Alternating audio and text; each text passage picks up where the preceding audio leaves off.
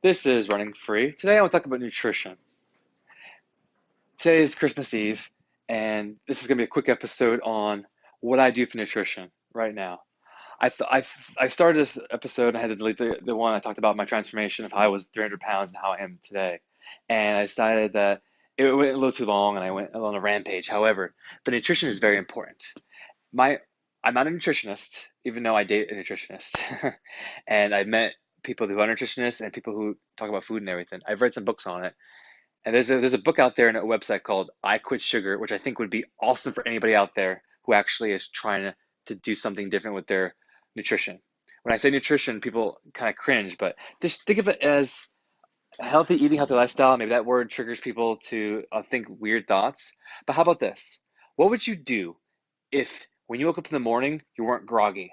You weren't like, oh my God, I can't do this, and all that feeling, right? You slept better. What if you, I mean, how would you feel? I mean, thinking about this going forward, would you want that? Do you not want that? Do you know when you drink too much at night and then you wake up in the morning, the hangover? No one likes that, but we like the drinking part. Just like you like having the cake, you like having the brownies. I know I love my ice cream. Oh, I'm a coffee ice cream fan, even though I never drink coffee before, but maybe coffee ice cream is the same tasting, but I love coffee ice cream. Love it to death. But I know that when I have too much sweets, the sugar rush to my brain, I feel awful. When you cut the bad food out of your body, you feel so much different. And I don't want to. I'm sure you've heard people heard nutrition thousands of times about stuff, but I just want to be very clear. There's something that happens in your body that's completely different when you're on certain foods. When I started this whole running thing again back in September after my rehab, I said, okay, let's eat healthy. And I started doing it, which means no sugar. Well, to the point where it was no processed sugar and stuff. If I would have some fruit, there's sugar in there, I get that. But it would be no extra sugar. And I actually limited my sugar stuff because I started learning about, I mean, when you have someone who's a nutrition in your corner helping you, it does help. And I'm telling you out there, if you can have someone who's a nutritionist, you pay for it, a friend, whatever it is, get them at least get their advice on it. Talk it out because you'd be surprised when the sugars cut out and the processed foods cut out, and you actually have a balanced meals throughout the day. I haven't had a crash. When, you know that crash in the afternoon? You like the crash you have in your brain, and you want to be tired and stuff. I haven't had it in months. It's been months that I've had it. And I'm talking about pulling 15-hour days at work right now. It just hasn't happened. It's amazing. Once I got this nutrition thing dialed in, eating healthy, it's amazing. And so what do I do for nutrition? I decide, okay, there's gonna be no sweets. If if it has to be made, we're not having it. And when I say by made, I mean you put eggs, flour, and all that stuff inside of a bag, and that's how you make brownies. You know, 'cause I love brownies. That's why I'm talking about brownies. I love brownies to death. And that's what's gonna that you can put in there. If it has to be made like that, we're not doing it. That was something I put in my brain. I have to make it under 30 minutes, which means if I pick vegetables, I put some chicken in a saute pan, I put some virgin oil and stuff in it, make it healthy. You know, put some spices on it. That's not really it's made to me because it's not really made. It's more like putting it together and making it and heating it up. That's just putting things together to me. Um, if you're a chef out there or people that are chefs, they probably look at this and say, "Oh, that's still being made." The terminology I'm not worried about. What I was worried about was what is bad and what is good, and I just focused on it. Um, okay. I don't know if you guys know this, but I'm going to give you some little information on nutrition that I never knew about. I'm just going to throw it out there real quick. Flour, it's bad for you. Read the ingredient labels, not the where it's sugar, how much sugar is in it, how much calories, but read the ingredients. Unbleached flour, unbleached, enriched, not good for you. I loved having peanut butter, and I won't talk about the name of peanut butter, but in there is there's oils in there, hydrogenous oils in there. That is bad for you. It's the first thing that's in that. I've had to switch over from regular peanut butter to organic. It's more expensive. That's why I go to Costco. You have Costco and Sam's Club, the two biggest ones in the country. They have it organic stuff, and it sells in a bigger container, but it's also the healthy stuff. And what I started doing was I hated the fact it wasn't creamy. So what I did was recently I took the peanut butter, I would mix it up first, put the cap back on, put the peanut butter in the refrigerator, and then it would harden more. It's still not as creamy, I've noticed, because it doesn't have that oil in it, the homogeneous. It starts with H, that word. I can't say the name of it, but it starts with H. It doesn't have that in there. But doing that and adding it to the bread for a peanut butter sandwich, I don't have all peanut butter has so much salt that they add to it. But if you do the peanut butter that's organic peanut butter, it's creamy and stuff, the salt, if it is there, it's not as much. And so I don't have that problem. Plus, it's not as unhealthy because it's homogeneous. Even still, you shouldn't have too much peanut butter. If you have it, you should have it in small doses. Even though I used to love eating peanut butter by a spoon, it was crazy cool. But anyway, so that's that. You have flour. I would try to get flour that was more whole grain flour, so that way, because I'm a runner, so I need the grains, right? I learned about that, and I could totally hook you guys up with more information about proper smoothing and stuff like that. But it's amazing how that stuff. I mean, do you know out there what is out there when it comes to food that's bad for you? I read the book called The Omnivore's Dilemma, where it says don't ever go down the aisles of a grocery store. If it can survive for more than a week, it's not real food. If I can buy food, put it in the middle of my living room, and it sit there for 3 months and it's still good to eat, it's not real. Something's bad to it. So I talked about flour. I talked about peanut butter, meat. I used to work in a meat factory. Do you know what they add? What they add to the meat to make it last?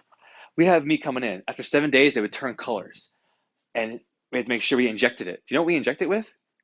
Take bacon, for instance, which is one of the things I dealt with a little bit. We add sodium, nitrate, salt, and there's a fourth chemical I can't think of. There's like six, seven chemicals they add to it. I remember seeing it. It's a combination.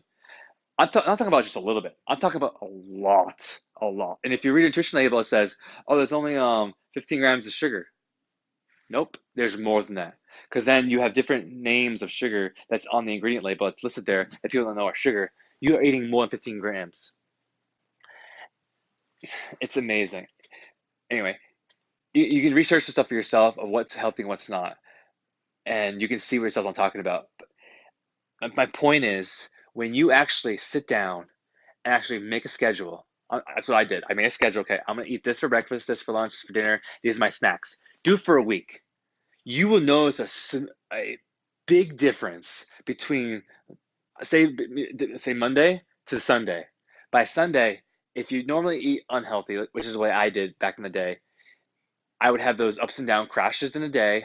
I would feel groggy. My sleep would be erratic, which means sometimes we good sleep, sometimes we bad sleeps, whatever it was. By the end of the week, the sleeps got better. The actual hang from the afternoon of the drop crash, as I like to call it, went away. I would not be as irritable. I wouldn't snap at people. I would just feel great. My muscles would be looser. All that stuff is not being processed out of your body. It's amazing. And then week 2 and week 3 and week 4, it's amazing how you feel. And it's so surprising. And I'm hooked. I don't want to go back. I still go back every once in a while because I'm still human. I still have those desires, to eat the unhealthy stuff. Like I said, I love my brownies, love my ice cream, and cake is good too. And we I think we should have that, like glass of wine if you want to have your wine. But you can't get drunk every night, right? If you get drunk every night, what happens to your liver? Your liver would die. Your organs would failure, and then you get to the point where you're drinking so much that you can actually die from not drinking.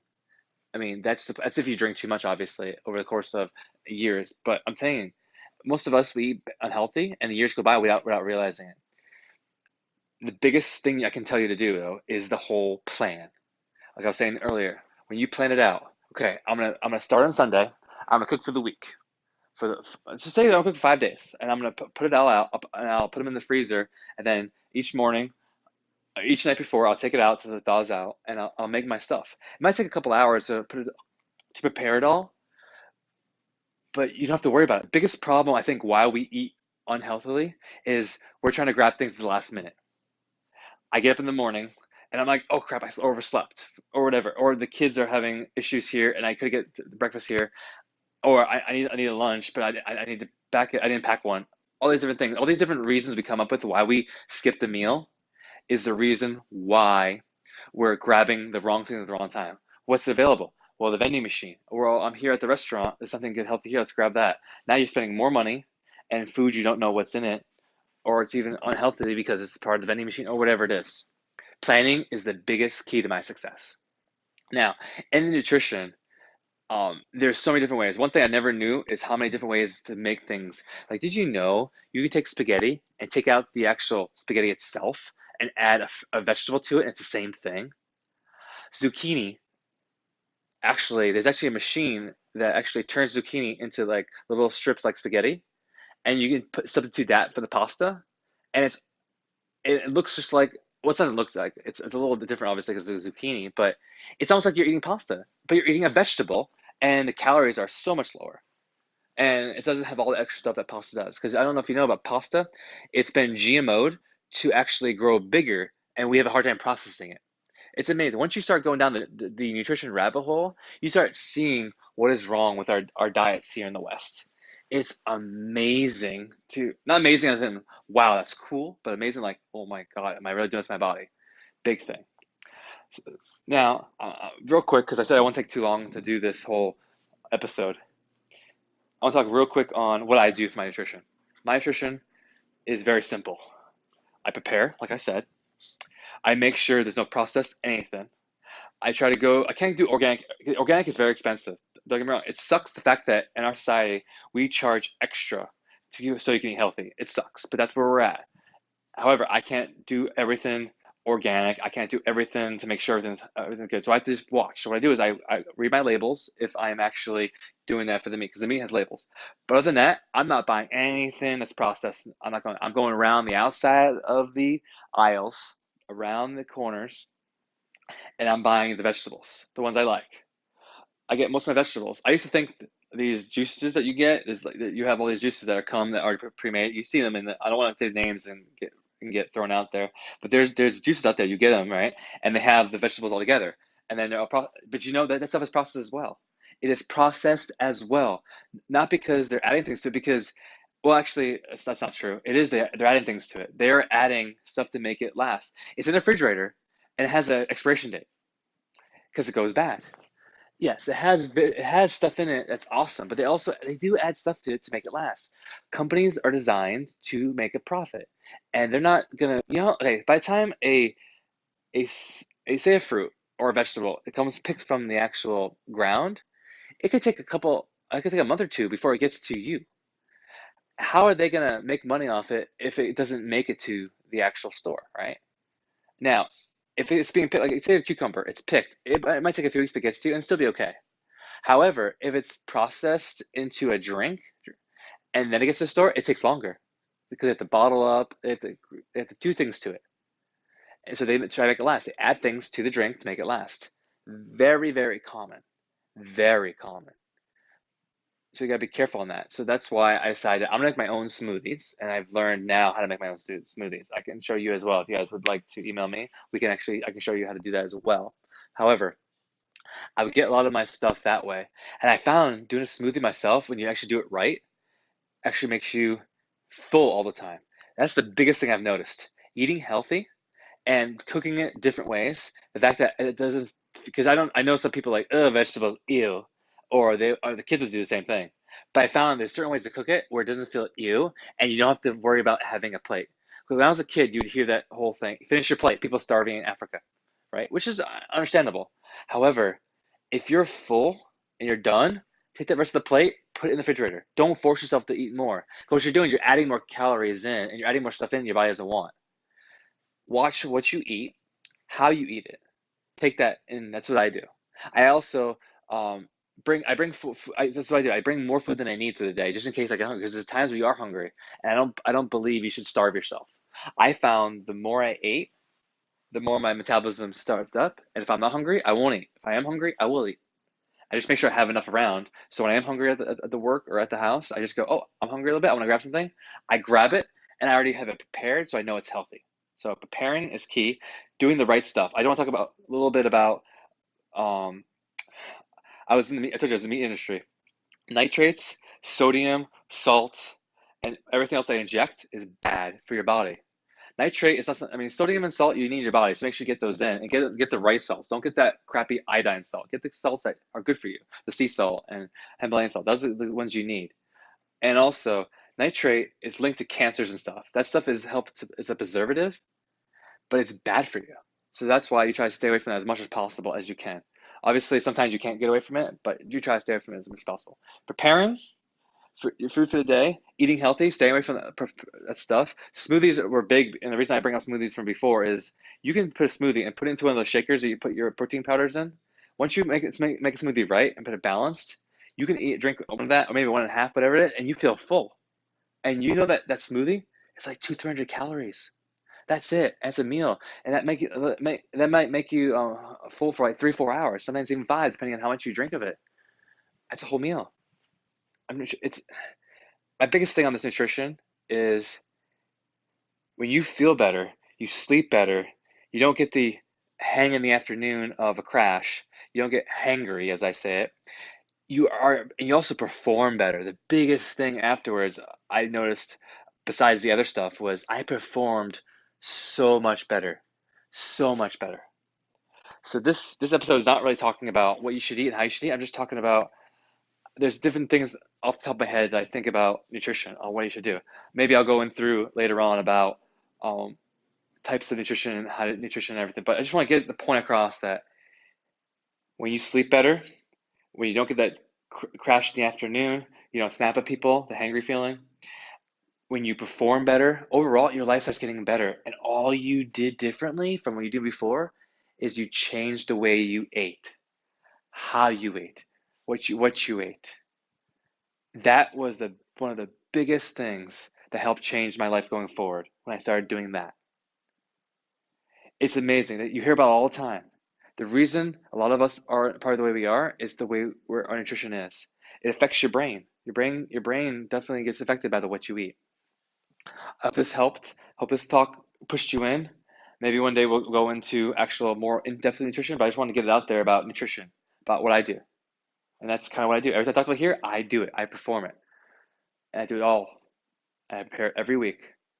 And yes, I don't drink milk because I know it's in milk. I know that, I don't know if you know this, but when you drink milk, they actually rip the nutrients out of milk because I was at the job. I saw this. They rip the nutrients out. They have to boil the milk, and they have to inject nutrients back in artificially. That's what the milk you're drinking. That's why I now do almond milk, which is better because it comes from almonds. I do that. It's a little bit more expensive by $1 or $1.50 where I live. Yes, I do pay the extra. However, I'm not getting all that hormones that are injected into cows. A cow should not be pregnant all the time and be milked twice a day their whole life, but they are injections. Plus, what they eat, don't get me started. When you get down the rabbit hole and you start learning stuff, it's not good for you. I would love hopefully that this pushes people to actually think about what they're eating, how they're eating it, and what they're putting in their bodies.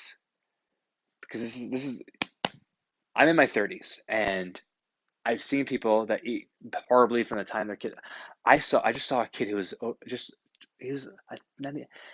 starting teenagehood, and they're already obese. And it's like, oh, let the kid eat. He's hungry. I'm like, yeah, but do you know what's gonna happen to their body when they get older? You're killing yourself. And it's amazing. You see any nutritionist, you see anybody, the people who are telling you nothing's wrong with that food is the people who are overweight themselves or don't know what they're talking about. You take any scientist, any person who's in the food industry, health field, who actually has a degree, studies the stuff, and says, what does this food do to you? What does that food do to you? They all say the same thing. I've yet to see something. If there is something out there that found something that says something different, let me know. I'm running free. Running free with JH at gmail.com. You let me know because I have not found anybody who's telling me that all the stuff out there that's processed, all the bad foods and everything is healthy for you. I hear the exact opposite. And everyone I've ever met who's gone from being overweight, unhealthy eating lifestyle to the new lifestyle, they feel so much better. They act so much better. They look younger. They feel younger. Their sex life gets better. Their sleep habits get better. Everything changes. So that's what I advocate right here, nutrition. Anyway, hope you guys have a great holiday. Merry Christmas to you all, and you take care. And remember, you can find me anywhere. It's Running Free with JH. It's on Instagram, Twitter, Tumblr, and also at Gmail and Facebook. You take care. Have a good day, and take. The podcast you just heard was made using Anchor. Ever thought about making your own podcast? Anchor makes it really easy for anyone to get started. It's a one-stop shop for recording, hosting, and distributing podcasts. Best of all, it's 100% free. Sign up now at anchor.fm/new. That's anchor.fm/new to get started.